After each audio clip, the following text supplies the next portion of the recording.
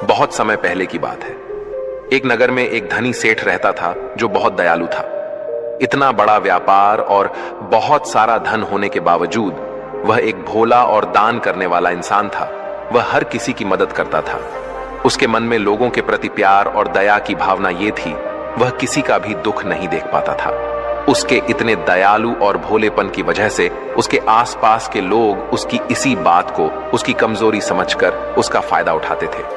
कुछ लोग उस सेठ के सामने झूठ मूठ का रोना रोकर उससे पैसे उधार ले जाते थे। सेठ अमीर तो था ही और ऊपर से दयालु भी। जब वह सेठ उन लोगों की दुखी हालत देखता और उनकी परेशानियां सुनता तो उसका मन भर आता, और जब वह लोग उससे कहते हैं कि मुझे थोड़ा धन उधार चाहिए या तुम मेरी मदद करोगे, मैं तुम्हारा यह एहसान कभी नहीं भूलूंगा, तो वह मना नहीं कर पाता।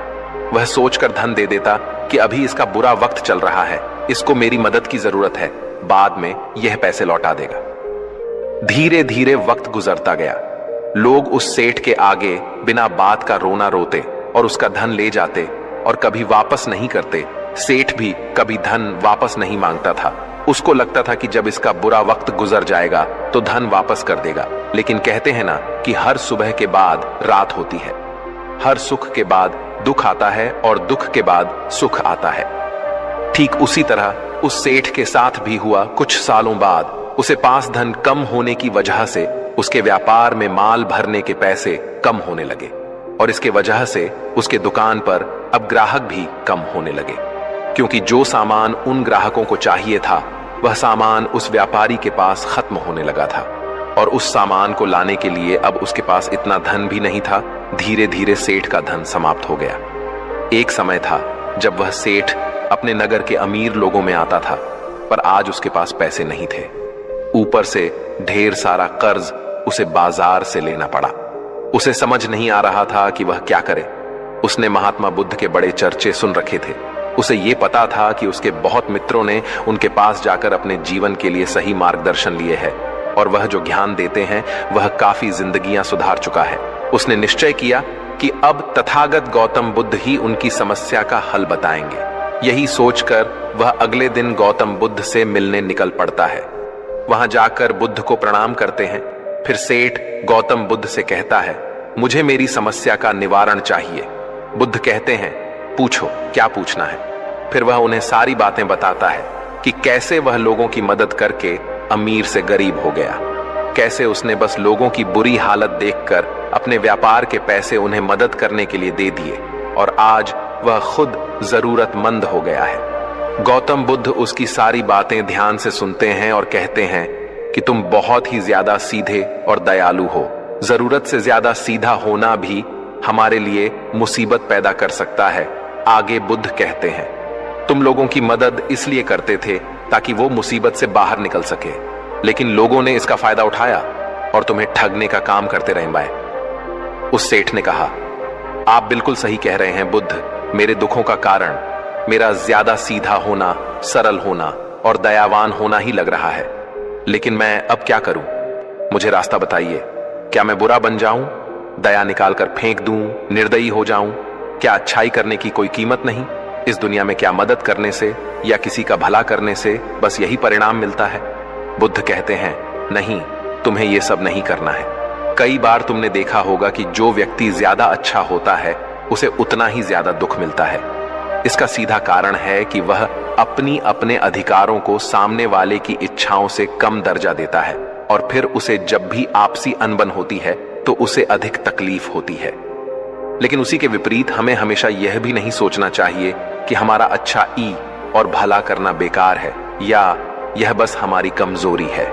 हमें अच्छा इसे हाथ कभी नहीं छोड़ना चाहिए। हमें बस यह सीखना है कि कभी कभी हमें भी अपनी बात रखने का अधिकार है और हमें अपने अधिकारों की रक्षा करनी चाहिए। इसलिए हमें अच्छे इंसान बने रहने के साथ साथ अपने अधिकारों की रक्षा करना भी सीखना होगा। अगर हमें गलत तरीके से नुकसान हो रहा है, कोई हमारा गलत फायदा उठा रहा है, तो हमें उसका सामना करने के लिए सही तरीके से खड़े होना जरूरी है। यही एक सच्चे और अच्छे इंसान की पहचान और शख्सियत होती है। वह आदमी कहता है, बुद्ध, मुझे थोड़ा थोड़ा समझ आ रहा है, लेकिन अभी भी मैं पूरी तरह नहीं समझा। इस पर बुद्ध कहते हैं, चलो मैं तुम्हें एक कहानी सुनाता हूं। उसके बाद तुम्हें समझ आ जाएगा कि तुम्हें क्या करना है और क्या नहीं करना है। बहुत समय पहले की बात है। एक जंगल में एक भेड़ रहती थी। उस भेड़ ने एक को जन्म दिया। वह मेमना बहुत ही सुंदर था। उसके शरीर पर बहुत ही चमकदार घने बाल थे। वह बहुत ही सुंदर लगता था। भेड़ भी अपने से बहुत प्रेम करती थी और उसका बहुत अच्छे से देखभाल भी करती थी। भेड़ अपने बेटे को अच्छी अच्छी बातें सिखाती, उसे अच्छे संस्कार देती। उस भेड़ की इच्छा थी कि उसका बेटा बड़ा होकर खूब नाम रोशन करे। लेकिन भेड़ के ज्यादा लाड़ प्यार के कारण मेमना बिगड़ता जा रहा था। उसकी मां उसे अच्छी शिक्षा देती थी, उसे अच्छे से रखती थी, दिन रात उसका पूरा ख्याल रखती थी।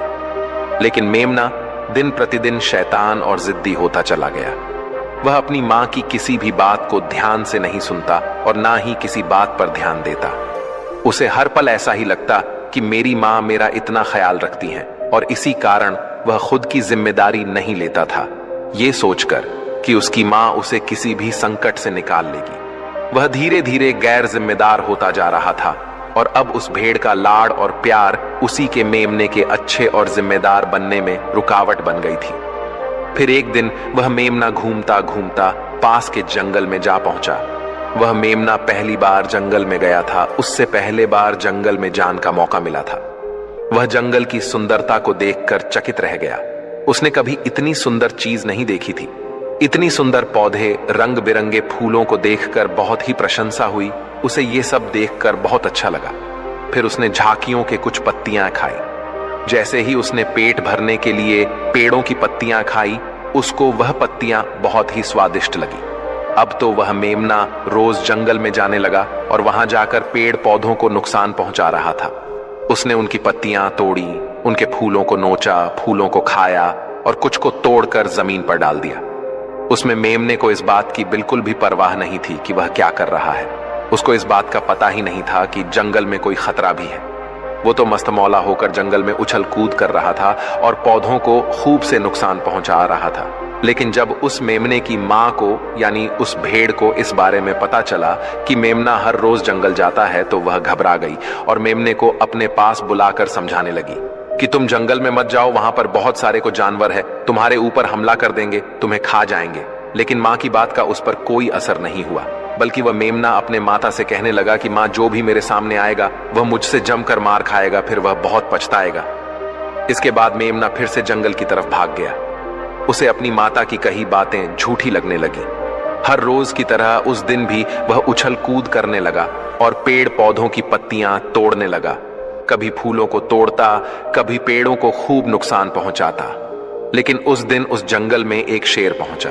वह शेर बहुत ही ताकतवर था, लेकिन ताकतवर होने के साथ वह दयालु भी था। उस शेर का मानना था कि कमजोर प्राणियों को नुकसान पहुंचाना ठीक नहीं है। शक्तिशाली होने का मतलब यह नहीं है कि मैं किसी कमजोर प्राणी पर शक्ति का प्रयोग करूं। वह शेर उस जंगल में घूमने लगा। घूमते घूमते है वहां पर पहुंचा जहां पर वह नासमझ मेमना शैतानी कर रहा था। शेर ने उस मेमने को देखकर आश्चर्य में पड़ गया। शेर ने सोचा कि इस मेमने को किसी खूंखार जानवर का डर क्यों नहीं है। ये कैसे पेड़ पौधों की पत्तियां बिना काम के ही नोच रहा है। ये इनको खत्म कर रहा है और उन पत्तियों को खा कम बल्कि बिगाड़ ज्यादा रहा है। उसके बाद वह शेर कुछ देर तक चुपचाप खड़ा होकर उसको देखा रहा और शेर सोचता है कि मेमना कुछ ही देर में मुझे देखकर यहां से भाग जाएगा और उसके डर के भाग जाने से मुझे बल का प्रयोग नहीं करना पड़ेगा। लेकिन ऐसा नहीं हुआ। शेर बहुत देर तक खड़ा रहा और वहीं इंतजार करने लगा कि मेमना यहां से कब जाएगा। लेकिन मेमना तो भोजन करने में व्यस्त था। उसे शेर का कोई ख्याल नहीं था। मजे से पेड़ पौधे की पत्तियां नोच रहा था, उन्हें खा रहा था, सब कुछ बेकार कर रहा था। जब शेर ने देखा कि मेमना उसे देखने के बाद भी वहां से नहीं जा रहा, तो खुद वह मेमने के पास जाता है और वहां जाकर बोला, सुनो बच्चे, इस जंगल में फूल पत्तियों को नुकसान पहुंचा रहे हो। उन्हें जितना जरूरी है तुम्हारे भोजन के लिए बस उतने ही तोड़ो। तुम बहुत फूल पत्तियां यूं ही नष्ट कर रहे हो। अगर तुम इन पेड़ पौधों को, इन फूल पत्तियां को नुकसान पहुंचाओगे तो तुम अच्छे बच्चे कैसे बनोगे।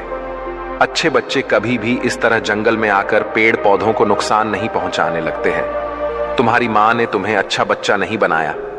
शेर की बातें सुनकर वो घमंड से बोलता है, तुम्हें अच्छे बच्चे बने रहना है, तुम बने रहो, मैं तो जैसा हूं वैसा ही ठीक हूं, मैं वैसे ही रहूंगा जैसे मुझे रहना है। शेर हैरान हो जाता है, लेकिन फिर शेर उसे मेमने को बच्चा समझकर माफ कर देता है, क्योंकि शेर नहीं चाहता था उसे बच्चे पर हमला करना पड़े। तुम खतरनाक तो कहीं से नजर नहीं आते, चले जाओ यहां से, बड़े आए खतरनाक, तुम मेरा दिमाग ज्यादा खराब मत करो, चले जाओ यहां से, अपना रास्ता नाप लो और मुझे इन फूल पत्तियों को खाने दो। ये कहकर वह घमंडी मेमना पत्तियां खाता हुआ आगे चला गया और शेर उसे बस हैरानी से देखता रह गया। तभी वहां पास में ही झांकियों के पीछे एक लोमड़ी छुपी हुई थी। वह लोमड़ी शेर और मेमने की सारी बातें सुन रही थी। उस लोमड़ी को शेर राजा की इस तरह बेइज्जती बर्दाश्त नहीं हुई, तो वहां से झाड़ियों से निकलकर शेर के पास आ पहुंची और शेर के पास आकर बोली, क्षमा कीजिएगा महाराज, आप तो इस जंगल के महाराज हैं, इतने बलशाली हैं, आप चाहें तो इसमें को 2 मिनट में मजा चखा सकते हैं और उसे आपका अपमान करने से रोक सकते थे, फिर आपने कुछ भी क्यों नहीं किया? इस पर शेर ने कहा, मैंने उस बच्चे का भला सोचा, मुझे ऐसे ही किसी बच्चे को अपनी ताकत का शिकार नहीं बनाना था। यह सब सुनकर लोमड़ी बोली, महाराज, लेकिन आपके इतने सीधेपन और दयावान होने के कारण ही उस मेमने की हिम्मत बढ़ ही गई है।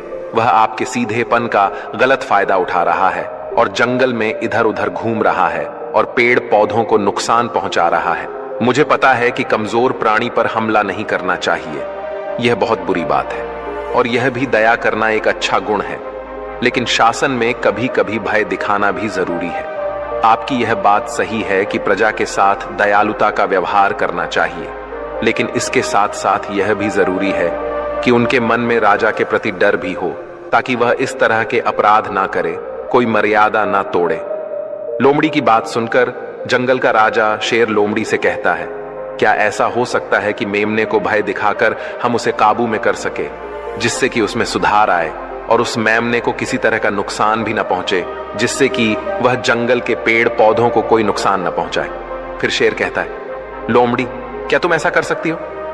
शेर के बात सुनकर लोमड़ी कहती है, जी हां महाराज, बिल्कुल मैं ऐसा कर सकती हूं कि वह डर भी जाए, सुधर भी जाए और उसे कोई नुकसान भी ना हो।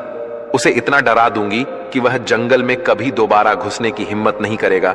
मैं उसे इस तरह डराऊंगी कि उसके मन में भय बैठ जाएगा, फिर वह जंगल के पेड़ पौधों को भी नुकसान नहीं पहुंचाएगा और साथ ही साथ मैं उसको कोई भी नुकसान नहीं पहुंचने दूंगी। फिर लोमड़ी कहती है कि उसकी मां तो उसे कभी सुधार नहीं पाई, लेकिन मैं उसे जरूर सुधार दूंगी। लोमड़ी की बातें सुनकर शेर ने बोला, अच्छा ठीक है, तुम कोशिश करके देखो, अगर तुम्हें इसमें सफलता मिल जाती है तो मैं तुम्हें जंगल के सभी जानवरों के सामने इनाम दूंगा। शेर की बातें सुनकर लोमड़ी बहुत खुश हुई। वह तुरंत मेमने के पास गई और उस पर गरज पड़ी। इससे पहले कि वह मेमना वहां से भाग पाता, उससे पहले ही लोमड़ी ने मेमने को जमीन पर पटक दिया और उसे अपने मजबूत पंजों से दबोच लिया। मेमने को दबोचने के बाद लोमड़ी मेमने से बोली कि बोल, तुझे मार दिया जाए या छोड़ दिया जाए? तुमने इस जंगल के पेड़ पौधे, यहाँ के फूल और कमजोर प्राणियों के साथ भी तो यही किया है। मेरे ख्याल में मार ही देना चाहिए। लोमड़ी की बातें सुनकर मेमना डर के मारे थर थर कांपने लगा। फिर वह लोमड़ी से बोलने लगा, मुझे माफ कर दो, मुझे छोड़ दो, मुझे यहां से जाने दो। मैं कभी भी जंगल की तरफ नहीं आऊंगा, ना ही कभी पेड़ पौधों को कोई नुकसान पहुंचा दूंगा, और अब मैं कभी कोई गलती नहीं करूंगा। तब लोमड़ी ने मेमने की पकड़ ढीली की। जैसे ही मेमने की पकड़ ढीली हुई, वह जोर जोर से भागने लगा। वह गिरता उठाता भागता हुआ अपनी मां के पास जा पहुंचा। उधर लोमड़ी शेर के पास गई और सर झुकाकर बोली, देखा महाराज, ताकत के साथ दिमाग का प्रयोग करना भी बहुत जरूरी होता है, तभी लोग हमारा सम्मान करते हैं, तभी हमारी अच्छाई का गलत फायदा नहीं उठाया जाएगा। लोमड़ी की बात सुनकर शेर लोमड़ी की योग्यता से प्रभावित हुआ। उसने लोमड़ी को सारे जानवरों के सामने इनाम दिया। उधर वह मेमना घबराए हुए अपनी मां के पास पहुंचा और अपनी मां से आकर लिपट गया और मां से क्षमा मांगने लगा। मां, मुझे क्षमा कर दो, मैंने आपकी बात कभी नहीं मानी। आप मुझे हमेशा सही कहती थी कि जंगल में बहुत खतरनाक जानवर रहते हैं। आज के बाद मैं कभी भी उसे जंगल में नहीं जाऊंगा। फिर बुद्ध उस व्यापारी को कहते हैं, देखा बेटा, इतने अच्छे मत बनो कि लोग तुम्हें खा जाएं, और ना ही इतने कड़वे बनो कि लोग तुम्हें खाए ही नहीं। जरूरत से ज्यादा अच्छा बनना इंसान को दुहक देगा। लोग उसका सम्मान नहीं करेंगे बल्कि उसे पागल समझेंगे। गौतम बुद्ध सेठ से कहते हैं, अगर शेर भी अच्छा बनने का दिखावा करेगा या फिर अच्छा बनकर रहेगा तो लोग उससे डरने की बजाय उसे पागल समझेंगे। सेठ को समझते हुए बुद्ध बोले, अगर हम ज्यादा अच्छे बनकर पेश आते हैं तो लोग हमारी अच्छाई का फायदा उठाने लगता है। तुम लोगों के लिए भले उनकी मदद करते हो, वही लोग भोले बनकर तुम्हें ठगने की कोशिश करेंगे। तुम्हें लोगों की मदद करना छोड़ना नहीं, बल्कि समस्या सुनकर उसे धन देने की बजाय उन्हें समाधान देने की कोशिश करो। अगर धन की आवश्यकता पड़े तो थोड़ा बहुत धन दे सकते हो, लेकिन हर समस्या का समाधान धन से करने की वजह निवारण से करो। इससे वही लोग तुम्हारे पास समस्या लेकर आएंगे जिनको हकीकत में दिक्कत है। पैसे ठगने वालों से तुम्हें मुक्ति मिल जाएगी। सेठ बुद्ध को प्रणाम करता है और धन्यवाद कहकर वहां से चला जाता है। फिर वह वैसा ही करता है जैसा बुद्ध बताते हैं और कुछ ही सालों में वह पहले जैसा धनवान बन जाता है। तो दोस्तों, आपने आज के इस वीडियो से क्या सीखा वह मुझे आप कमेंट में बता सकते हैं।